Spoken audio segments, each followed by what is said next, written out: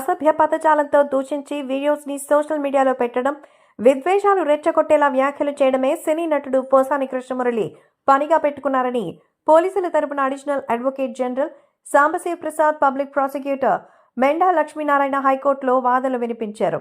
అలా చేయడం ఆయన అలవాటుగా మార్చుకున్నారని వివరించారు. ముఖ్యమంత్రి చంద్రబాబు, ఉప ముఖ్యమంత్రి పవన్ కళ్యాణ్ వారి కుటుంబ సభ్యులను పిటిషనర్ అసభ్యకర పదజాలంతో దూషించారన్నారు.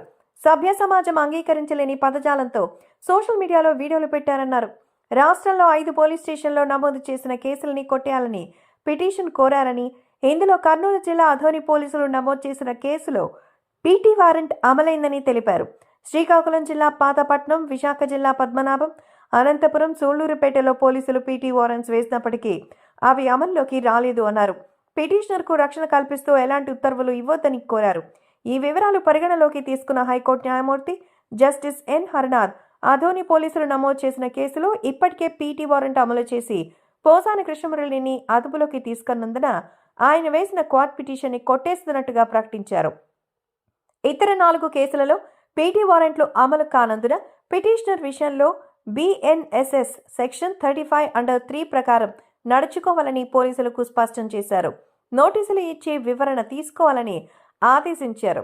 మొత్తానికి పోసాని కృష్ణమురళికి వాళ్లకున్నటువంటి సజ్జల భార్గవే స్క్రిప్ట్ని ప్రిపేర్ చేసి మరీ ఇచ్చేవారని, దాన్ని సోషల్ మీడియాలో సర్క్యులేట్ చేసేవారని, కేవలం సోషల్ మీడియాని టార్గెట్ చేసి పవన్ కళ్యాణ్ని, చంద్రబాబు ఇమేజ్ని డౌన్ చేయడానికి మాత్రమే ఆయన్ని హర్ట్ చేసుకున్నట్టుగా తెలిసింది.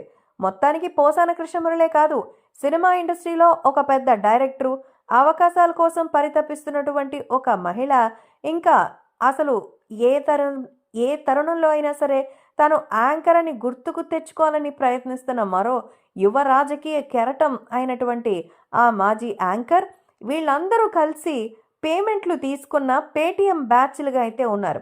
కాబట్టి ఇప్పటికే ఒక్కొక్కరుగా జైలుకు వెళుతూ ఊసలు లెక్కబెట్టుకుంటూ అక్కడ ఇక్కడ కేసులు నమోదవుతూ ఉన్నటువంటి వీళ్ళు చేసిన తప్పుని ఒప్పుకుంటూ చెంపలేసుకుని మరి గుంజీళ్లు తీయించుకునే పరిస్థితి వచ్చింది.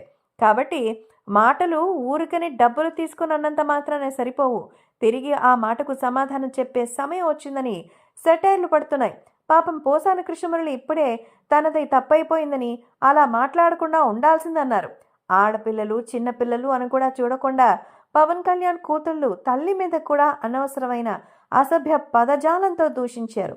మరి ఇప్పటికే ఆయన మీద ఎన్ని కేసులు పెట్టాలని ఎదురు చూస్తున్నారు జన సైనికులు, అలాగే నేతలు.